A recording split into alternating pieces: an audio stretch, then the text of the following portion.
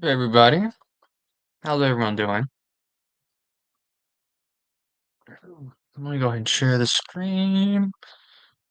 Ah, So I wanted to make an announcement. Um I will put I have started a new YouTube channel. Um I have not finished like customizing it just yet. Still working on that. Um but it's a channel dedicated to religion and philosophy, which are my biggest interests. In fact, I'm pursuing a degree. That's the goal. I'm just doing my basics now, but I want to pursue a degree in philosophy. Um, so, because I find philosophy extremely interesting, and not to be a lawyer necessarily. If I'm going to be a philosopher, it'll be probably for some sort of class, maybe being a teacher of some kind. That would be fun. Um, I don't know if I want to be a professor. That would be weird. Not weird, but it would be difficult. Um, but at least a teacher of some kind, that would be cool, a cool career to have. So I shared the channel link in the description because I don't want to. People don't really like when I talk about religion on here, so which is fair. Because this is not a religion channel, it's not supposed to be. So, but yeah, if you're interested in that, just click the link in the chat. And that account, the reason why it has seven, well, first of all, the seventh subscriber is a friend of mine, but the other six are, I don't know who they are, but that was my brother's YouTube channel because he used to be called Captain Romo because he was a he that was his Minecraft name. So yes, and he kind of created a YouTube channel surrounding that. So, but he doesn't use it anymore, of course. That was years ago, 2016 when that account was created. Kind of like my actually, I think my account's even early, like older. It's like 2014. My account was created. Um, so see Scott subscribing. Awesome, awesome. I mean, I plan on I want to do a mix of apologetics and devotionals because apologetics is good, but if you don't mix in the devotionals to assist, oh yeah, I forgot he's streaming right now. Um, oh well. But if you do apologetics, I hate streaming when other people are streaming because I don't want them to think I'm trying to detract. I know Marcel would never think that, but anyway, um, but I want to do a mix of both. So like reading the daily readings and my thoughts on them, or maybe praying a rosary on a live stream or something. I don't know, some sort of devotional that will um, be a healthy balance with the apologetics because it's important to remember we're not called to defend the faith. Well, we are called to defend the faith, but we're not called to only defend the faith. We're called to do more. We're called to have a relationship with Christ. So we're called to spread the gospel, which in a way, I suppose apologetics does do that in a way, but that's not necessarily the primary point of apologetics. The point of apologetics is defend your beliefs, right? Not necessarily spread uh, the good news, right, or any sort of news. But yeah, so I am creating a new Catholic channel, so hopefully that'll. I'm probably gonna do. It's not letting me stream. I have to wait like 24 hours in order for me to start streaming. I don't know why, but I have to, even though I'm streaming on this account. Um, but I plan to do a lot of streams and videos and things like that. So, reacting to different, content or articles or things like that. Or simply, I also do just want to talk about like the church and some of the things that are going on within it. Like, for example, um, uh, what kind of problems in the church right now? A lot, but things related to Pope Francis and things like that. So, which I think are very important. So I think it's important because so many people they deny the office that Pope Francis has. Not just because it's Pope Francis, but because any post Vatican II Pope, they deny their office, and I don't understand it. Um, it's like, how? How does that work?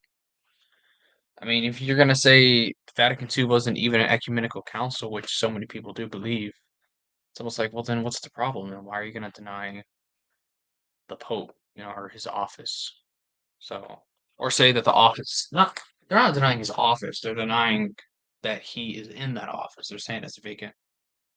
Which panel the Synod thing, I haven't heard much about it. I don't know too much about it. I haven't really looked into it. I've heard there's a lot of see. I don't necessarily know. Um, so let me look. Um, I like I said, I have not done too much research on it. I don't really know what it's about. I've heard it's not a good thing. Um, launched in October 2021. It's designed to draw local Catholics and I'm reading this from EWTN. To draw local Catholics and national bishops' conferences, religious orders, and curial. Okay, what's the point of it? What are they addressing? The fullness of the synodal process can only truly exist if the local churches are involved in that process.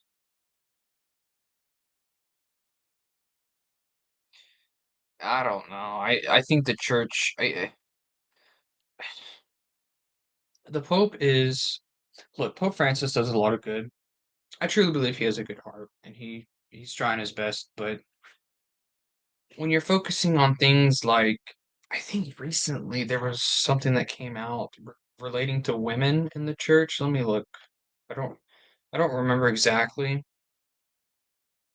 It was a comment he made. Um, oops. I'm looking here. Uh, I guess Pope Francis calls for a reflection on feminine dimension of church. I don't really know what that means, but he's focusing on things like that instead of the blatant heresy that the German bishops are spouting right now regarding sexuality. So, which when you deny, not when you deny, but when you contradict as bishops the basic, fundamental, infallible teaching of the church, I mean, that's worthy of excommunication, especially if you're a bishop. So, they misinterpret Vatican II. Are you participating? That's interesting. This mean a bunch of boomers. They probably remember what it was like before Vatican II. It's interesting though, because I've talked to people that they remember what it was like for Vatican II. It's very interesting to hear from people like that, or older Catholics like that. That definitely wasn't the topic we discussed. Yeah, I'm not saying the synod is about that. I'm just saying that's a comment Pope Francis made, I think a few days ago. It's like he's focusing on liberalism instead of preserving the teachings of the magisterium. That's what he's focusing on. So, fact of the matter is, he's a liberal pope, and that's all it boils down to. He's a liberal pope. So it is what it is. That's why so many people miss um, Pope Benedict XVI. Oh, Titus is here, so we're gonna stop talking about religion now. What's up, Titus? He's a fraud. Hey, fraud. He's gonna answer me. Um. Anyway, Scott, what were we talking about? Oh yeah, Pope Francis.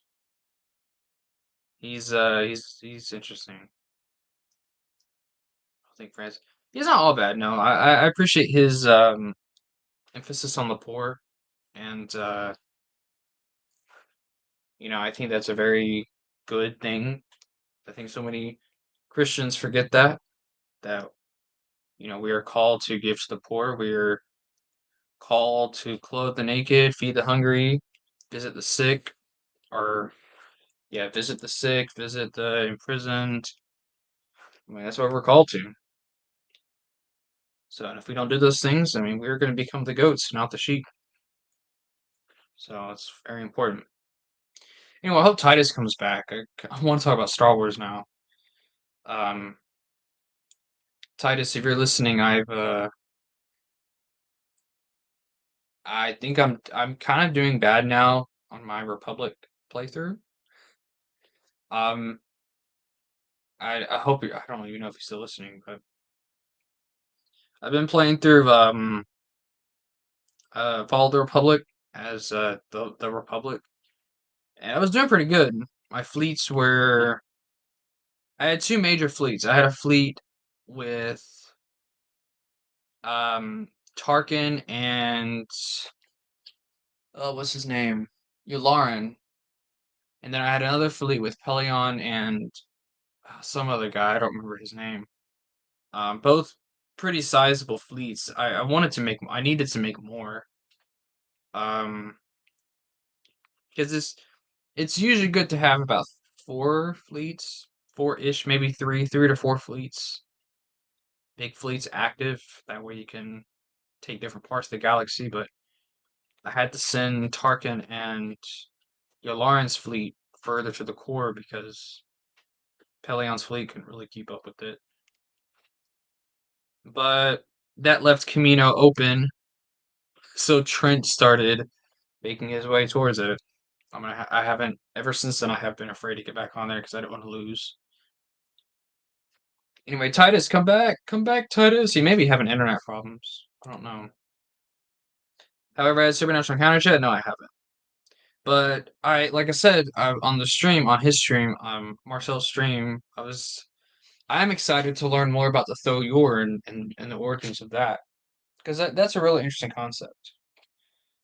But it's interesting, but it's like we're told what happened. We're just not told well why. Why what are these pyramids? Where do they come from? How did they know to pick up random force sensitives? How did they know where these force sensitives were? It was kind of well, it may have explained that. It's been a while since I've read Dawn of the Jedi. I'll be honest. So, but those are questions I always had, and it's like they're cool, but we don't really have an we don't really have an explanation of what this is, what they are, why are they doing these things? They mentioned they're on chapter 57, Long Way to Catch Up. Yeah, I know. Uh, I'll probably read it long after they're finished with Super Literary Encounters. I mean, I'm just being honest there. So, also, Scott, I appreciate what you were telling me about Dark Empire last stream because I am planning to edit because I guess in my view I had seen the Dark Empire as more so just a separate faction. I didn't really see it more so because you remember I have not read the source. I've read the books, but I've not really read the source books. Because the source books and the guides they kind of connect it all and make it make sense. To me, it was just okay. There was Thrawn, and then there was Isard, then there was the Dark Empire, and there's these different groups. That's because I don't know. It was weird, but I do plan on incorporating what you said, and then Marcel explained it to me too. So I do want to include that in the article. Speaking of articles, Max put out an article today called "In Defense of Knight Errant." So I have not read Knight Errant, but um, I know obviously she has, and she liked it. So it was pretty cool that she got to defend it. So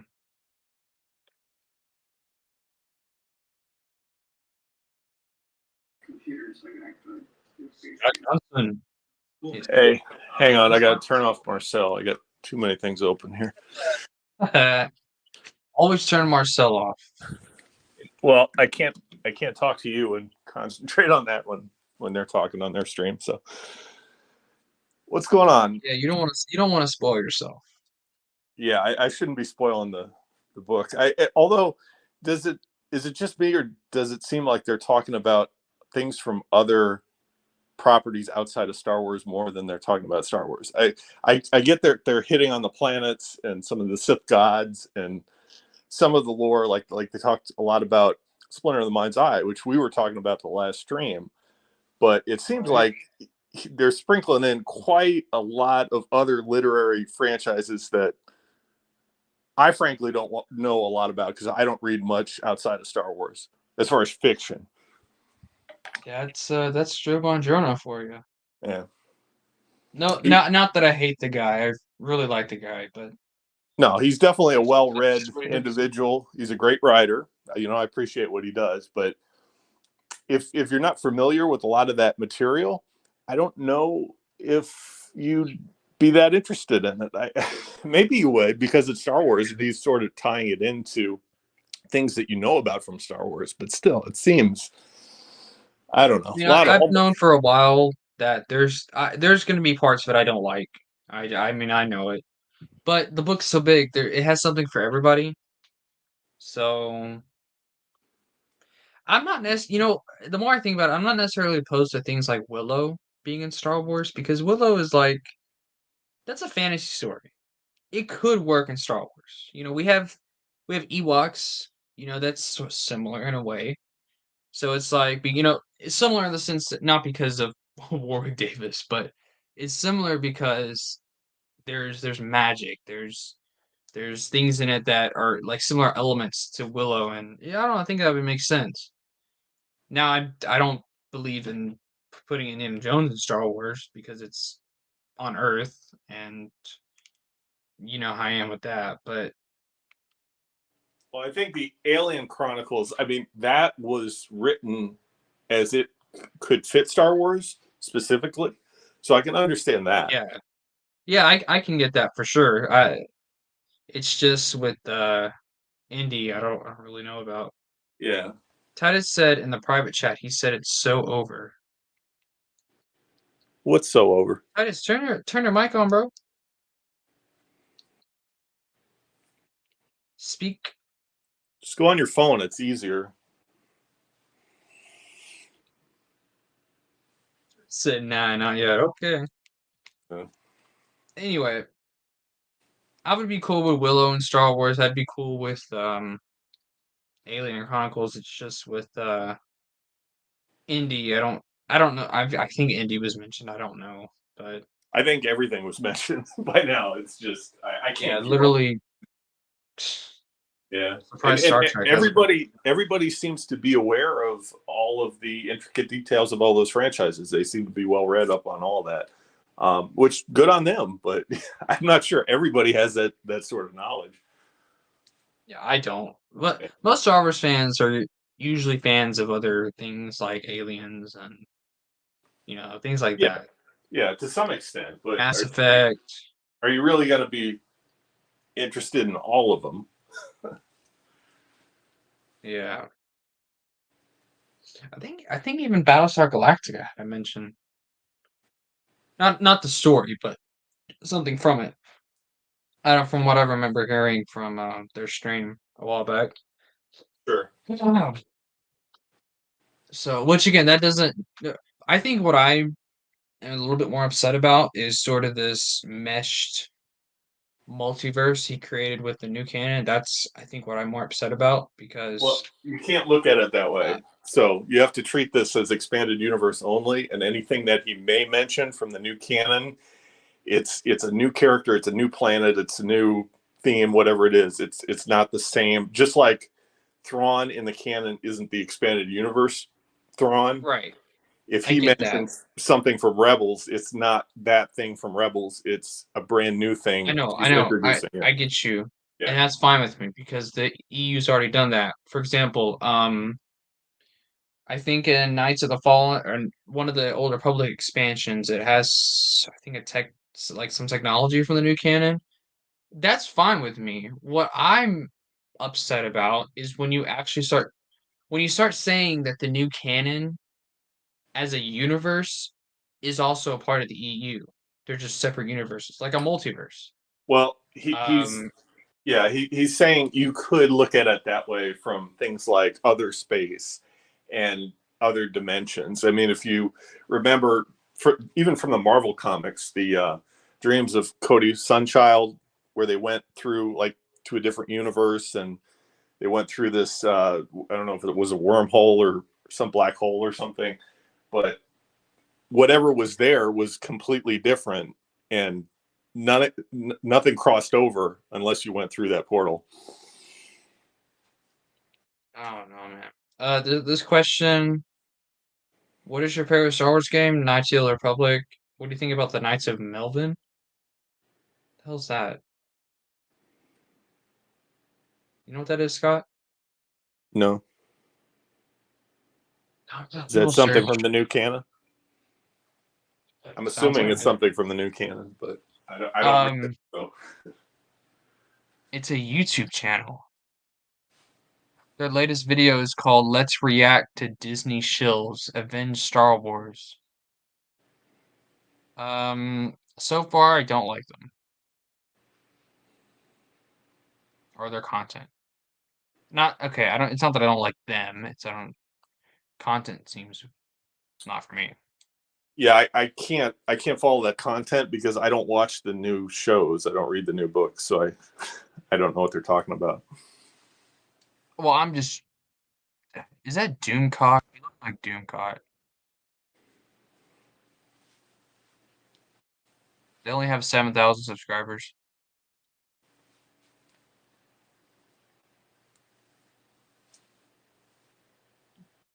I think this is Doomcock. Is Doomcock considered fandom menace, or is that a subsection, a Uh, very select group of YouTubers that are? he's like Fandom Menace, just so much worse. Because I hear even Star Wars theory is soured on Star Wars now. Like I don't watch his channel, but I see things in my feed about him saying that he's like done with Star Wars. I don't know if it's clickbait or what, but it He seems like he's says getting he is. pretty frustrated with the content nowadays. He says he is, but he's not Oh. because of Dave Filoni. I just see comments of people that are expanded universe fans telling him, hey, you should just do your channel solely on the expanded universe and talk about the expanded universe. He doesn't have that knowledge. He can't do that. Even if he wanted to, he can't do that. I mean, I guess he could Yeah, start out and start from scratch, but I'm not sure that's the kind of content people would want to see. his yeah, he made a video a few days ago called "Star Wars is Dead." So here's what I'm going to do. And basically in the video he said, because I watched it, because it came up on my recommended feed. It said that he said he's not gonna talk about Disney Star Wars no more, which is fine. But then he's gonna talk about Dave Filoni stuff, which is Disney Star Wars. And then he said he was gonna go back to his original style of content, his Star Wars theory videos that he used to do. It's what made him famous. Well, So he got famous because they had 3 new Star Wars films that everybody was excited about, and they wanted every little detail they could find out, and that's why they watched his videos. So that's why he right, got famous. He didn't get famous because people yeah, likes the sound of his voice or anything like that. yeah. It's interesting because Star Wars theory, his channel it's dying. His latest video has 24,000 views, but he has almost 3.5 million subscribers. That's not good. That means Yeah. probably Well, he's probably in algorithm hell. It's yeah, probably what he's in. he's in a tough situation because his channel is about Star Wars, and that they're not churning out content that's good enough, that's interesting enough for people to get their eyes on. They're not going to watch his channel. He's going to go down with the Disney ship, just like the company as a whole. And I've been seeing that, sort of across the board. I'm a big fan of the card games, and I was really excited that they were going to release a new card game next year, which is Star Wars Unlimited. But then when you see the videos, I mean, Fantasy Flight is doing it, and they have a decent track record. I mean, they released some miniature games under the EU banner. You know, the first couple source books and role playing guides were expanded universe. So I mean, the potential was there to create a great card game. But from what I'm seeing, because they're releasing teaser trailers on the Fantasy Flight YouTube channel about how the game is designed, and they do interviews with the developers and play testing, and they show some of the new cards, and they show the Grand Admiral Thrawn card. First of all, I think the biggest problem is the cards don't look visually appealing. You have the case where, and you see this with all Fantasy Flight stuff, they don't have the rights to use the photos from the films, like the still photos. They have to do everything as drawings, like sketch art, and most of it looks really bad. And it's just not visually appealing like the Decipher card game, originally was. That I'm a fan of, that most people my age are a fan of, and we're just clamoring like to spend money on something. It's not it's not like they have a lack of a market. It's just they don't design products that are appealing to the audience that's willing to spend money. That's the way it is. Yeah. Sucks, man. I was going to write an article about it on theexpandeduniverse.com, but it's something like, the more you try to organize your thoughts about it, you just get frustrated, because just if they change their mind and if they'd listen to what we say, they could have success. You know what I mean? It's not like they can't find an idea. Like, the idea is right in front of them. People are shouting at them, but they won't. For whatever reason, they got people with blue hair designing the games, and they're so excited about Star Wars Rebels, which I don't understand, because that show is almost 10 years old now. I think it came out in 2014. But it's getting there. Yeah, somehow they're really excited about Kanan and Hera, and I'm like, don't you have like new content? I thought all the cards would be based around the TV shows, like The Mandalorian or whatever they got now going, Andor. And no, I guess they can't use the live stills, even from the new content. Everything's sketch art, and it looks bad, man. They can't sell a product like that, because I think Topps has the rights to the photo archives, which includes the new material, the new TV shows, the new films. So as long as they don't have the license for that, I think their product is going to suffer. Yeah, it's interesting too, because Disney canon as a whole, I don't hear many people talking about it now, or just Star Wars in general. Like, because you would think with the Ahsoka show, man, people would still be. Because I remember when they brought Luke back for Mandalorian, man, no one stopped talking about that forever. They're still talking about it in a way, but Ahsoka, no one cares, man. Nobody cares anymore about Disney Star Wars, and it's a shame. Well, I don't know if it's completely gone, because people are still playing Star Wars Legion, like the miniature games. Because my local game store, I know the owner, and like Warhammer 40K, that's like their bread and butter. And then they have a subgroup of that used to play X-Wing. I used to be interested in that, but then they went to X-Wing 2.0, which is the new canon, and I wasn't down for that. But there's a miniatures game, I think it's Star Wars Legion, that people still play regularly. And that's still successful. But this new card game, I was asking him, are you going to get a pre-release kit when it comes out? It's February, March, something like that. And he says, well, I don't really have a lot of interest. If you can get a couple more people that are willing to try it out, yeah, sure, I'll go for it. And there's some Magic players that would be down for a new cheap card game just to try it out. But there's just not really the crossover interest. Just because it's Star Wars, it's not going to bring in the people like you would think a card game would. Yeah.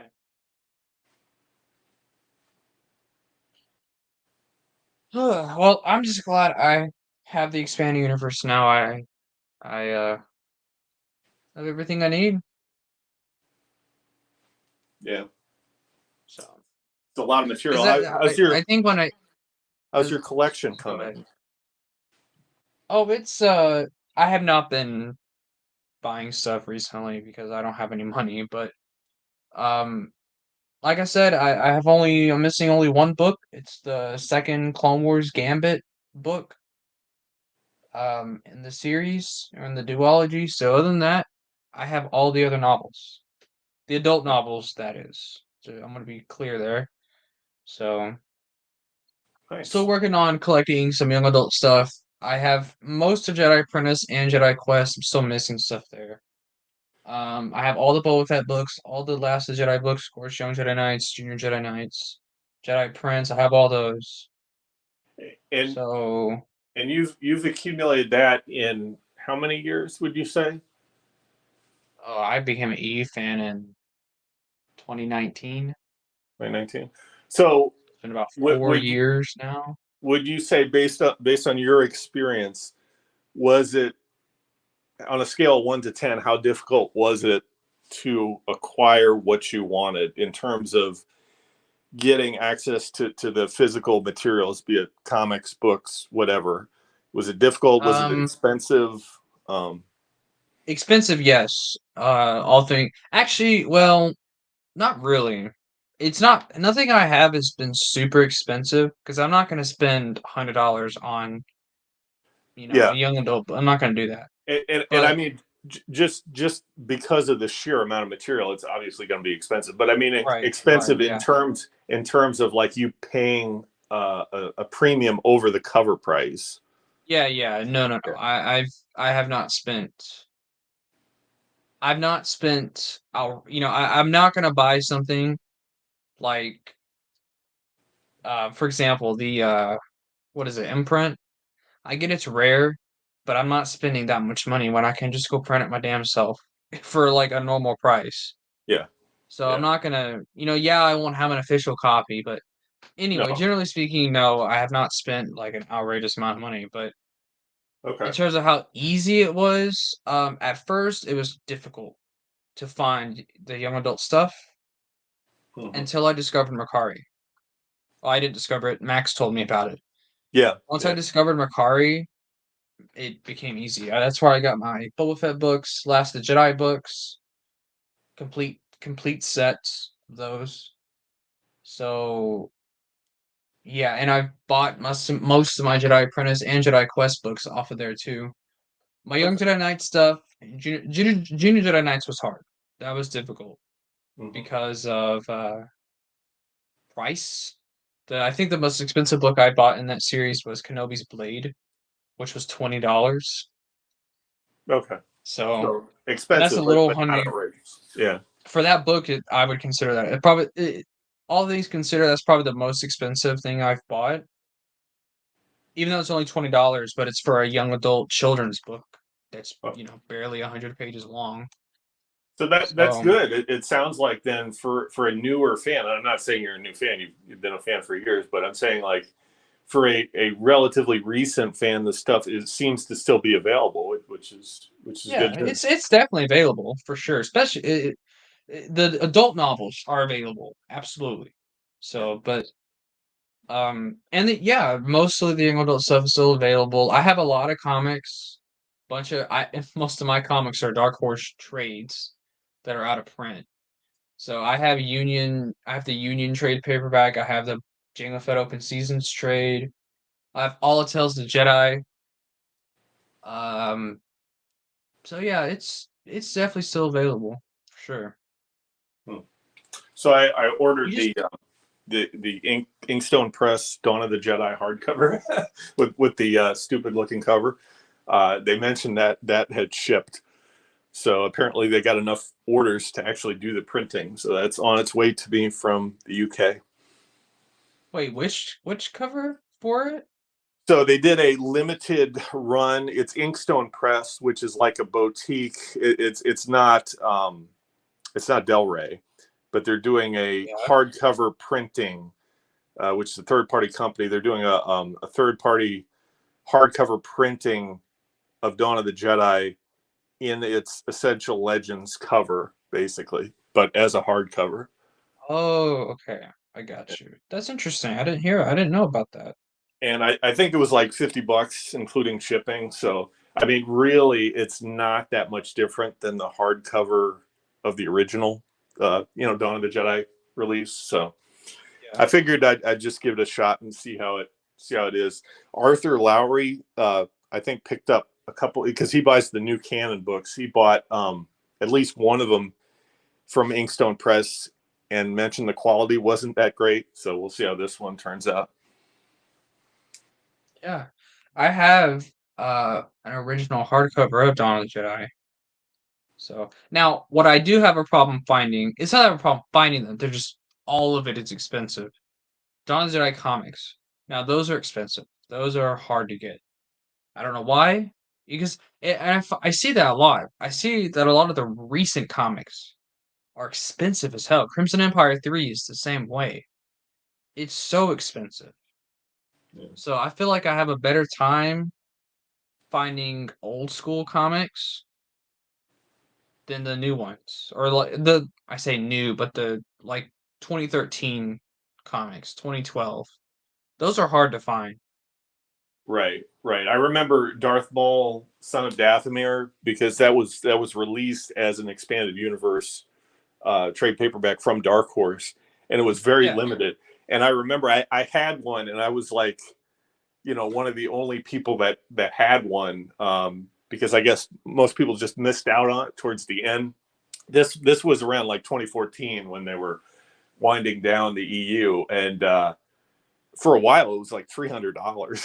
I was like, wow, that Really? comic isn't even that great. I could just like scan it and then sell Why it. is it But that much? yeah, but then Why is it eventually, that much? That's weird. well, for a while it was, and then Marvel came out with a reprint about a year or two ago, and that brought down the price.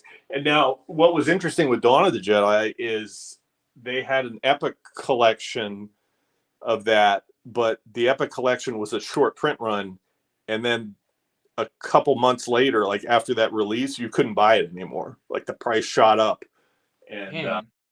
it was the same with Dark Empire and the Thrawn trilogy too. I guess people really want those comics, but the good thing you might want to be on the lookout for is that Marvel does come out with hardcover omnibuses that are basically Epic collections in hardcover, and they Right. may do Yeah, I know that. what you're talking about. Yeah, they may do that at some point for Dawn of the Jedi. So I hope so, man, because I can't find those. I've read the comics, I pirated them, but I can't find them in a physical what's it, any physical edition. So yeah, I I, would I like to didn't have them. I didn't buy them immediately when they came out, and I had to buy them like maybe 2 years later, and I paid a pretty penny for the trade paperback.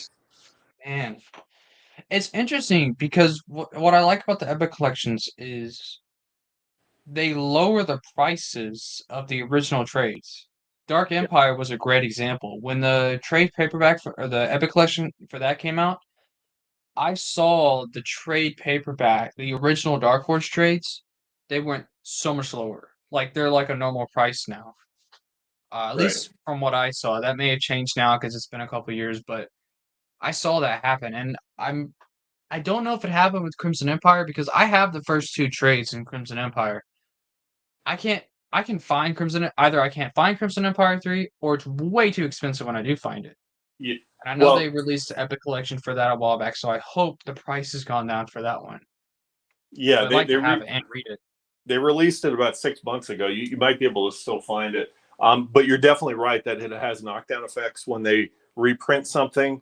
The original printings also go down in price just because it's more accessible. Yeah. And Right.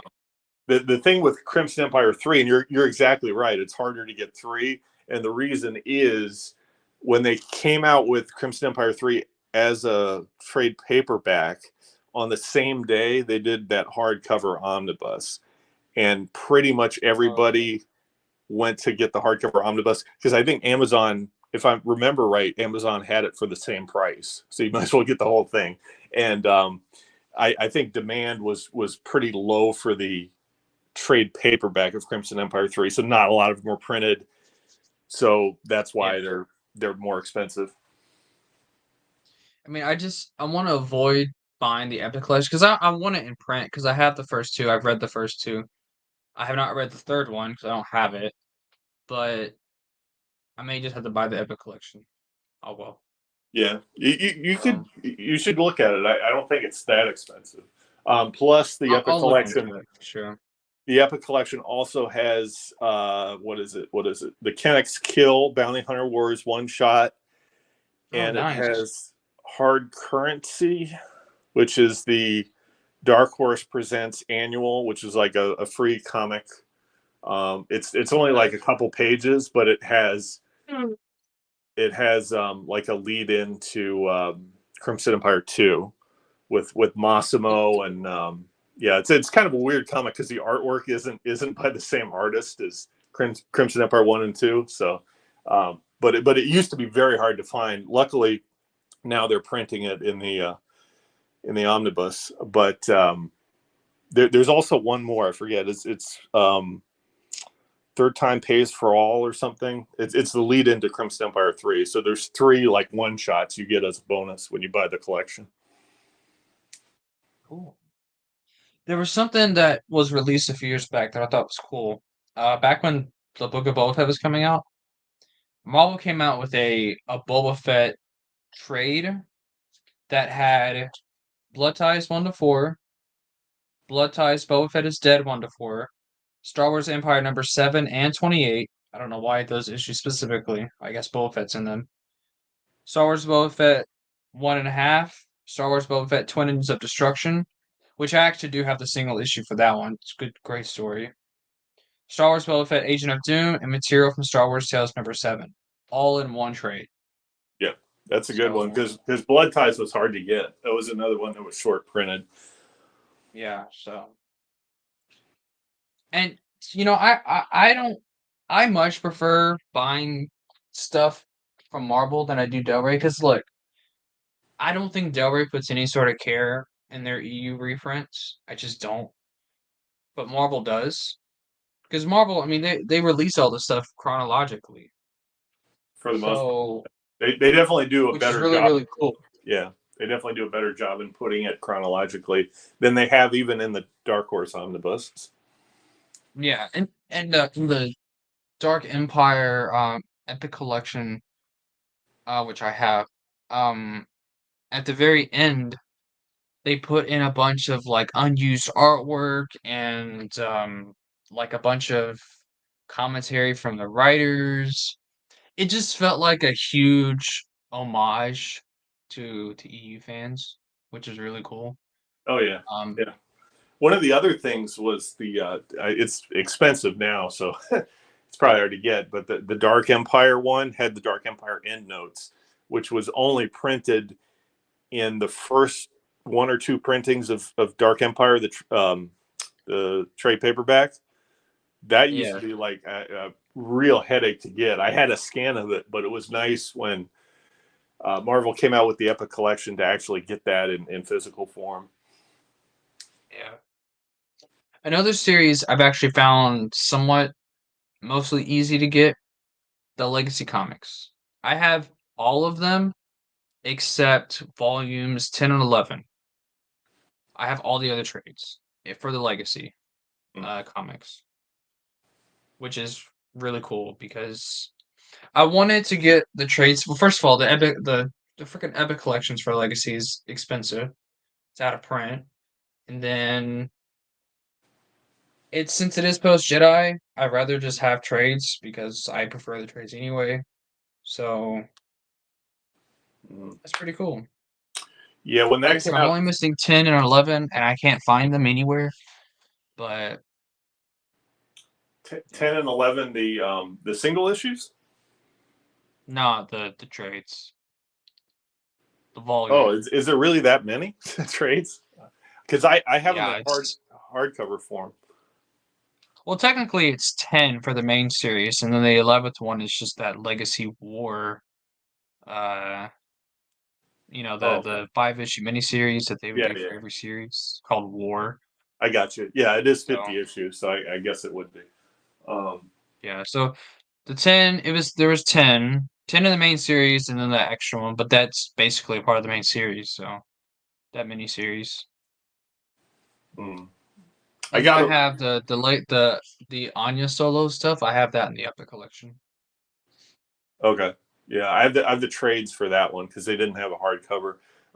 When Legacy came out, I originally read it in single issues, and I think I gave most of them to my brother, and I think my brother actually has the entire 50 issue run in single Yeah. issues, um, which is crazy because Yeah, it's usually crazy. when you go to like the store, they're not like stocked on one issue or something. Like sometimes you have to like go through Yeah. to a comics shop and look through their back issues to collect them. But Actually, I went to Half Price Books the other day and I couldn't buy them all, but I found a crap ton of Republic and Legacy comics, individual issues, a crap ton of them, like 30 issues for each series.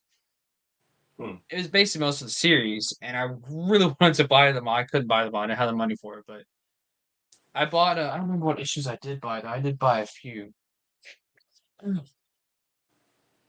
I don't know if it's still I the bought case. two from each series. I bought Legacy Volume 7, which has Force Ghost Luke on the cover. I bought Legacy 21, which has Gar Stasi on the cover. I bought Republic 78. Here, let me just show you. Because these are pretty iconic, so I bought them. Sorry about the mess of a hair, but bought that issue. Oh yeah. Yeah. I bought this one. Pretty Nice iconic cover Republic. there. Yep. And then this one. Try to buy the ones with the most iconic covers that they had. And then this one. Yeah, that's neat. I think pretty much all those have comic pack collections of those comics. By the way, I know the Comic Republic. what? I know the Republic one does. So Kenner used to do uh, comic issues with two action figures. This was like Oh 2007, yeah, yeah, yeah. I 2008. see what you're saying now. Yeah. So I think all the ones you held up, I think have comic packs associated with them. I tried the one with Republic number 69 with Obi-Wan and Quinlan on the cover. Man, I Yeah. thought that one would be more sought after because of just how famous the cover is, but it's really not. Yeah. I It's a mean, shame. I don't know if it's still the case now, but when I last went to the big comic book store that's sort of near me, um, they used to have like all their expanded universe single issue comics in long boxes, right? For years and years and years. But then when I went there the last time, they had it on shelves, like featured prominently, and they jacked up the price, to four times what they were. Yeah. Um, I don't know if that means they're more sought after or what. I know like the expanded universe action figures, particularly the comic packs, the those they were like Walmart exclusives where they did like all the X-wing pilots, all the TIE fighter pilots, and some of them were from the expanded universe. Like they did a Shira Bree X-wing action figure, like all those stupid expensive. Um, Yeah. but still really cool to see. I mean, I kind of wish I took advantage of buying some of that during the last few years. Like we had no idea when we saw that stuff on store shelves that the expanded universe would go away in a few years. Back when Yeah. um, the Force Unleashed stuff was coming out, like all those Force Unleashed Lego figures, those are ridiculously expensive. Yeah. It's a shame though. It's a shame. But it's weird. People who they talk so much crap about the EU. It's like the EU literally has a Lego set based off of it. I mean, you can't. Yeah, Sure, they're not based off novels, but they're still, Force Unleashed still an EU and, game or still an EU story. Same with Old Republic. yeah, and the thing was like when we saw those in stores, like the comic packs, they were in Target, they were in Walmart. You just saw it and you didn't think anything about it. Like, okay, yeah, that's expanded universe, that's Star Wars.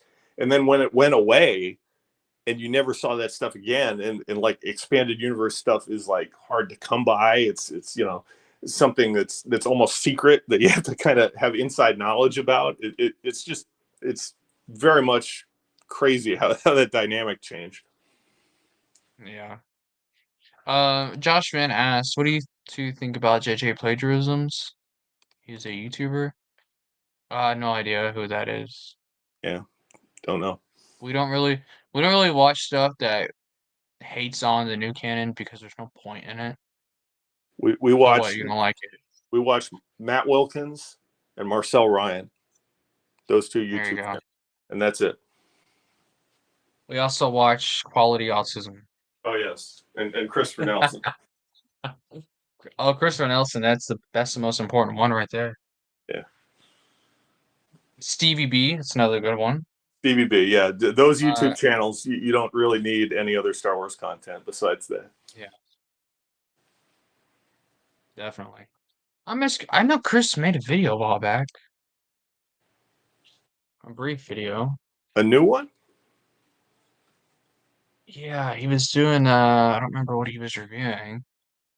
Um, why am I not subscribed to him? Oh wait, that's I'm on a different account.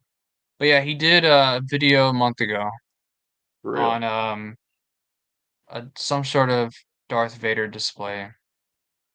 Oh yeah, yeah, yeah. So it's only a minute though. His profile picture is George Lucas Um, sitting in a some sort of is that really lounge, I him? Is guess. that really him, or I thought it was like a lookalike that somebody found at the mall? But I guess it's really him. Like him. I can't zoom into it. It looks like him.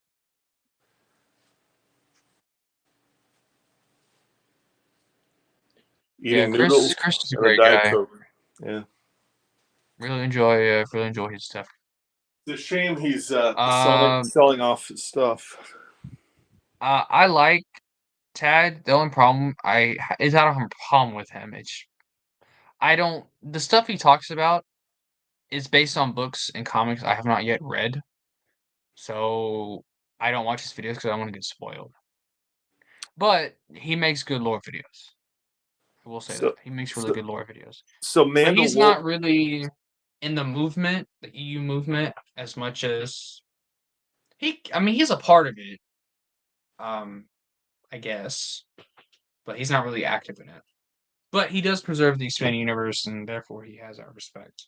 At least my respect. Can't speak for Scott. Well, Mandalore, I remember him from the Clone Wars video series he did, and he was basically stating the obvious: is that the Clone Wars TV show by Dave Filoni doesn't fit in the expanded universe. Well, no Yeah, kidding, right? We all know that. So people latched yeah, onto his videos, and I didn't really understand why, because the little bit that I saw that there was nothing new. So I just didn't get into it for that reason. But apparently, some people really like him. And from what I understand now, he's kind of softened his views because he was really steadfast in saying the TCW Dave Filoni show should be removed from the expanded universe. I'm like, dude, have you read everything in the expanded universe post 2008? Like it all pretty much all ties into that. But now I yeah, think he's got more of a softened stance on that, more of a realistic, mature stance. So good on him for realizing that. I don't know how old he is. Maybe he's younger. yeah. I don't know. I've never talked to him, but he's cool. Um, Now who I really did like a couple years back was Eckhart Slatter. He was really cool, but he don't really make EU stuff anymore. He talks about the new canon now, which is fine, but I'm not gonna watch it. He talks a little bit about everything. He does like starship videos, and he'll do things on the lore like the K-wing design, and I guess that's cool. But Yeah, he's much more into the sci-fi aspect of Star Wars, which is fine. yeah, But I don't know. I like a lot of his older videos. He would make videos on analyzing different battles because when you're reading a book, it's really hard, at least for me, it's hard to visualize the battle that's going on. If there's a battle going on, it's hard for me to visualize it.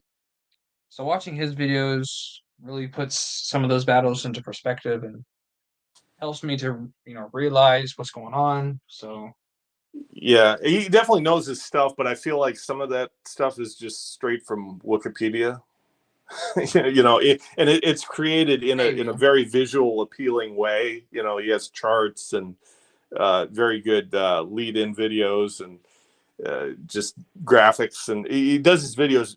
He's very talented in what he does and what he creates, and he's knowledgeable. It's just I feel like some of that stuff is just straight from Wikipedia. Now, what I do appreciate about Eckhart is he was one of the major, probably the only major YouTuber to make a video about Heart of the Jedi, which was great. That really boosted sales for it. But he did a video on that back when that was a thing. Yeah, he was on Matt's stream too when they all talked about it. Yeah, I mean he knows Matt. He knows all those people. So that's that's why I like him. I mean yeah, he's a good guy. Yeah, agreed. I know Corey's Datapad. I know a lot of people like to watch him too. He's the creator of those two Empire War mods I love so much, Sonic Revenge and Fall of the Republic. He made those mods. He makes EU stuff well, not every so often. He makes EU videos, but they're again focused more so on ships and stuff. And then of course his mod that he made. I know Titus likes to watch him a lot. He's And definitely good. he's friends with Eckhart Slider. Yeah, he's definitely got the knack and the same sort of talent and mindset as Eckhart Slatter. Um, Yeah. I'm not sure I agree with his takes on the EU. I mean, he's sort of like taking a practical approach somewhere as a neutral position where if you like the EU, fine, you can, you're not a toxic fan if you're an EU fan. Because some YouTubers will say that and they kind of crap on the EU fandom. They say we're all angry, Yeah. which we are angry. I mean, there is a We got a reason to right to be. be. Good Yeah, lord. We have a right to be. We have unfinished storylines. You'd be pissed off too if Disney took that away from you. right. But we're It's not almost like why angry. can't people just think about what if the shoes return? Which eventually they will be. Eventually Disney will reboot. I mean, I will never get off that train. It will happen eventually. Sooner or later, they will reboot. They may not reboot the shows and stuff, but they'll reboot the books and comics surrounding it. I mean, Right. But I guess what I'm they saying, will. yeah, what I'm saying is, out of all the EU fandom, there's a spectrum. There's certain people that are angry just to be angry, and then there's some people that are angry for specific reasons, and they'll be happy to tell you why that is. And they're Right. reasonable people that'll take everything as it is and call balls and strikes as Yeah, they see it. I definitely agree. And then there are those who they like the EU, but they don't really care that much about it to be angry. Sure. Okay, maybe let me rephrase that. They do care about it, but they're not willing to make a big commotion over it. Well, So, there's some people that don't like Disney Star Wars, and maybe they've read one book of the Thrawn trilogy, and they say, "Well, Disney should go to the expanded universe because the Thrawn trilogy is the best thing since sliced bread." Um, I, yeah. I don't think the Thrawn trilogy is that good. I mean, it's historic. I respect it for what it is, but I really don't think it's the best content. You know what I mean? So Yeah, it's really good. I love those books, but a lot of people it's nostalgia. It's nostalgia there. People they inflate how good it was because which is fine. If you have nostalgia for it and you read it growing up, that's great.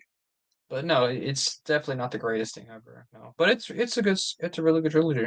yeah, and I'm not going to say you're not an EU fan if you've just read Heir to the Empire, but to critique Disney Star Wars and say, to be our vocal critic as an EU fan, saying you've read one book, I don't think you have the proper credentials to I wouldn't even argue. call them I call him a fan of the Thrawn trilogy. I wouldn't call him an EU fan because I mean, Right. they Yeah. haven't read the rest of it. I mean, I'm Yeah. not gonna, you know, Yeah. But like they try to Matt, sound the analogy Matt uses, you know, if you watch a premiere of a TV show, you liked it. Okay, you liked it, but that doesn't mean you're a fan of the show. You haven't seen the rest of it. right, but they try to sound all high and mighty that, I'm an Yeah, EU fan because I read, one book and Disney sucks. And, that type of fan. There's some people out there like that. yeah. And I feel like it's kind of reciprocal because some people will read maybe what one Disney canon book and then say it's all bad. So I haven't read it. Have I read a Disney canon book? I don't think I have. I've No, read a that's a lie. I have. handful. I I've have. read I read I've read basically everything up through Rogue One, like as far as release dates. At about 2016, I kind of stopped. yeah, I have. I read some of the High Republic stuff,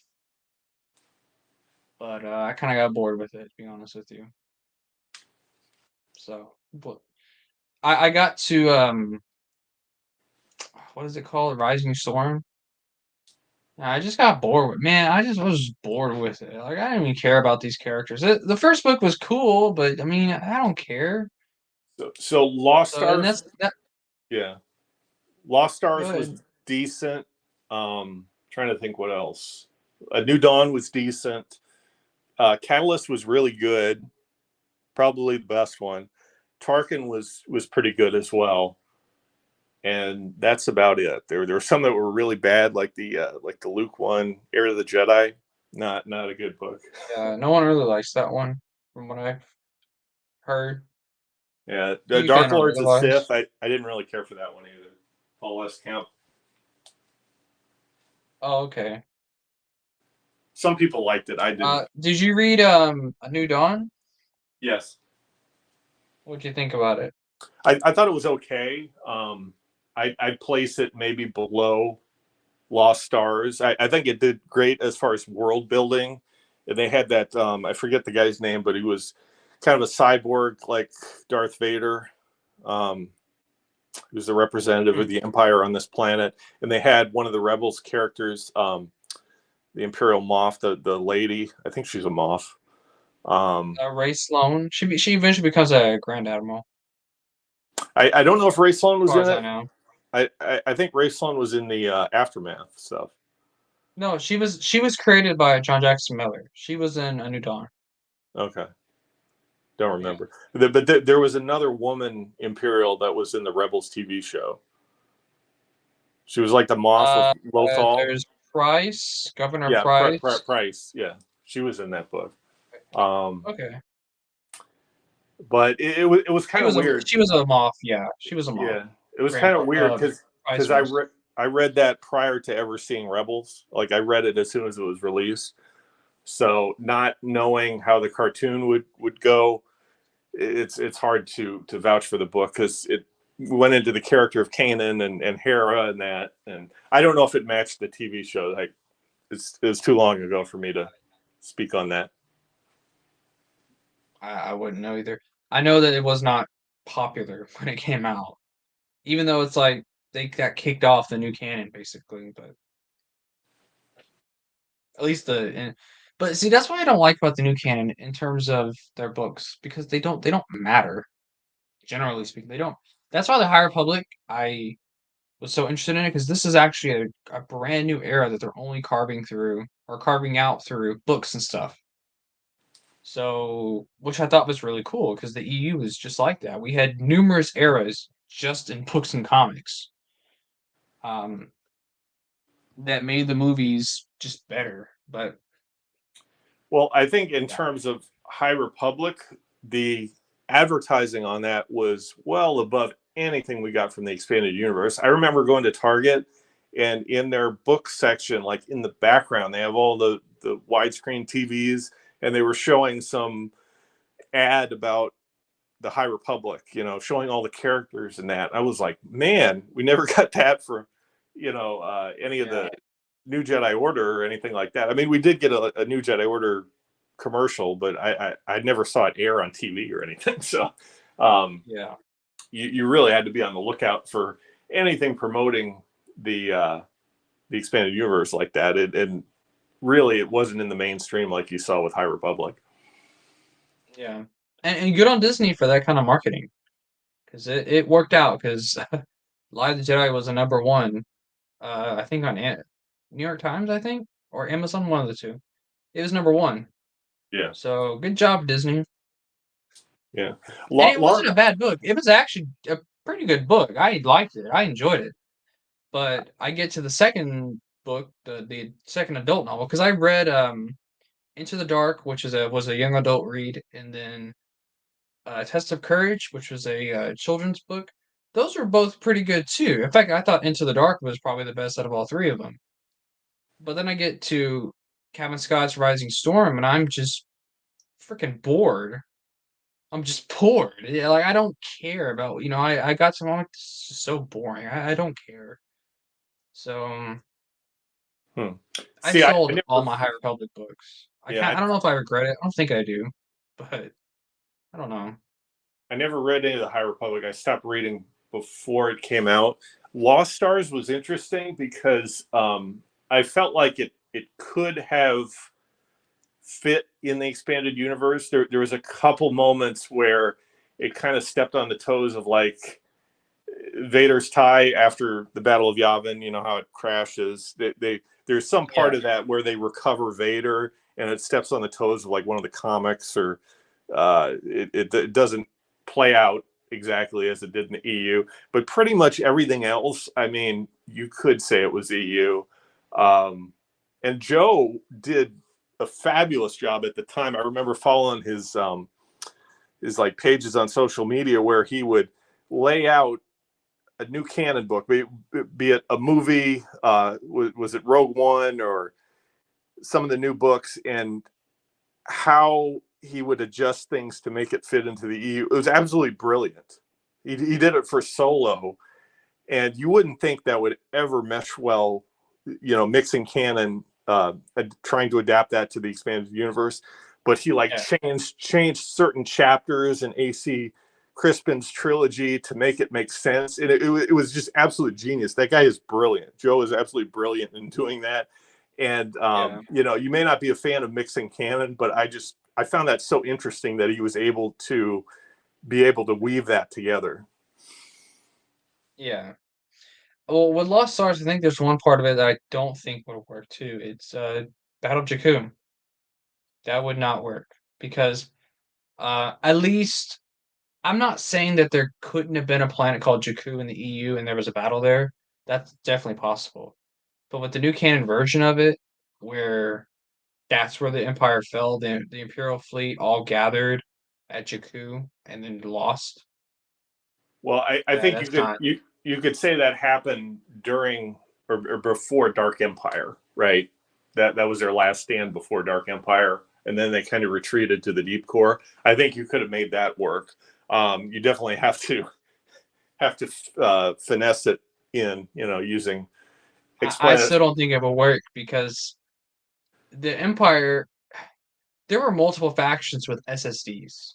Pentastar Alignment had an SSD. Area Audio Authority had an SSD. ISARD had one. Why weren't there those at Jakku? Well, actually, they Oh, may have been. Let me look. They oh, may have oh, been there. okay. So let me just stop you right there. Like Jakku has multiple sources. I think it's in Aftermath. I think it's in one of the video games. But if you're just talking about the Battle of Jakku from the perspective of Lost Stars, which is very limited, I think it works in that scenario. Maybe I don't know. But see, that's why I don't like canon merging. Is just too confusing. Yeah. Um, no, there's not a force sensitive rock in there. There's a rock pilot. He's not really a pilot. He's a navigator. It's different. But he's not a force sensitive rock. EU has force sensitive trees, so that's not really an argument. And we have force sensitive blobs of yellow goo. We have we have force sensitive um what are the force sensitive stuff that we have? Force sensitive Um huts. force sensitive hut. I actually don't have a problem with. I like force sensitive huts. I think that makes sense. I like that idea. Um, we have force sensitive clones. We have force sensitive. Bunny rabbits, Do Urkrit. we? Well, I'm talking Were about there Urkrit. leppies that were force sensitive? I'm talking about Oh, Urkrit from Igrit. yeah, Okay, Urkrit. Igrit. Force sensitive rabbits. There you go. So Sheev talks. He's said this before. There's nothing that's too weird for Star Wars. There's not. It has to be in context. I mean, there's some things you could write that are weird, but if they're written like in the Marvel comic style, it's okay because it's not out of place. When you put something weird in a novel that where the rest of it is supposed to be serious, then it's kind of Yeah, that's fair. yeah. But yeah, that force sensitive rock, or he's not. He's talking about Geode. He's not force sensitive, but I mean that character appeared in a young adult book. I mean, I don't know anything it's about it. like it was a character. I don't remember what ship he was on or the other crewmates, but his name was Geode. He. I don't remember his species name. He's not a literal rock. He just looks like one, but he's a hyperspace navigator. It's interesting. So You do have a Sith head in a jar in Tales of the Jedi, Golden Age of the Sith. yeah, there's that.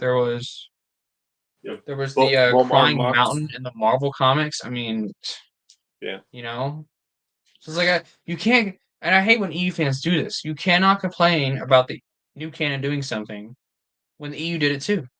It's like unless you're gonna criticize both of it, which in that case, okay, that's fair. But I don't know. I think Return of the Jedi when Return of the Jedi introduced um, a primitive species of teddy bear tribe that helped the rebellion overthrow a powerful empire. I don't know. I mean, you have the Hujibs too. So the Ewoks Yeah, are just the Hujibs 2.0. yeah. Although they And have a even more with prominent. back with the New Hope. Sorry, go ahead. Oh, sorry. I was gonna say they had a more prominent role in battle.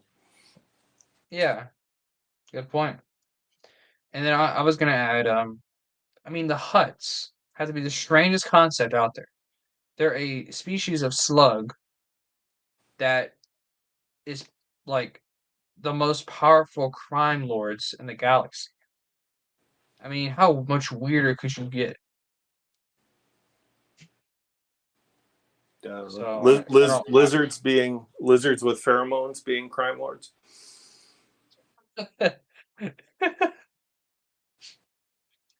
Oh Lord, green rabbits. I mean, the list goes on. I will criticize both when I know about both. Well, again, it's like, why? What's wrong with a rock, a living rock in Star Wars?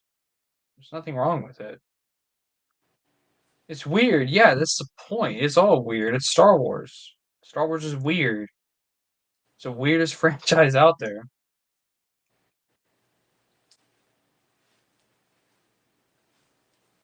I mean, you haven't seen It's one of weird the until you weirdest. read the Crystal Star and apparently Supernatural Encounters. There's a lot of weird stuff in that too. I mean, but like Star Wars, people forget it's fantasy. It's a fantasy, space fantasy. It's gonna have weird stuff in it. So But I think I got to turn in, Lance. Appreciate you having me on. yeah, I think I'm about to head out too. I gotta go pee and do some other stuff. So thanks for joining, Scott. Really appreciate it. Sure thing. Uh, I've been wanting to get Marcel on when he has time because I want to catch up with him and stream with him. And then Yeah. soon, hopefully in January, me and Brennan are gonna do that stream that he's been wanting me to. He's been inviting me on. Oh, So is that a fan history um, video? You've been on Stevie Oh, B's not show. that one. All right. Not that one. He's been doing a series called Talking EU. He had Titus on as a guest, and I don't know who else he had on as a guest. I think he had Alex, but he's been wanting to invite me on too. So, but he's been taking a break from Discord. He's been taking the break since September, I think, and he said, "Yeah, I'll be back October 1st." 3 months later, he's not back yet. So he said Yeah. he'll be back on Christmas, I think. Well, So he's still doing YouTube videos. I think you just got to add Discord, which I don't blame him. I wish I could get out of Discord, but it's one of those things. It's like you can't stay away. You got to keep up with yeah, the well, news. he's been staying away because he's been wanting to focus more on his YouTube channel, which he has, and his videos are great. They're always great. So Um, um, but yeah, actually, I told Gray Holm to give him my number so we could schedule it because I was tired of waiting on him. I need to Anyway, I need to find some more of you EU fans that are interested in the card game, so I'd have someone to play against. Because there's a computer client called GEMP, which you can play virtually online, but yeah. everybody that's on there is like an expert player. There's no real novice players like myself, so I got to get somebody, one of you youngins that has time to play. So, I would be interested in learning. If you want to all right, teach me all right, sometime, just let me know when. I'm free, especially with Christmas break coming up. I'm free. we'll do, So, we'll do. and I don't have a job. So, yeah. Anyway, thanks for watching, Sky. I really appreciate it. Thanks, Josh, for joining. Haven't seen you before. Hope you come back again. And Titus, I don't know what's wrong with him, but anyway, thank y'all for joining. See y'all next time. Good night. Yeah.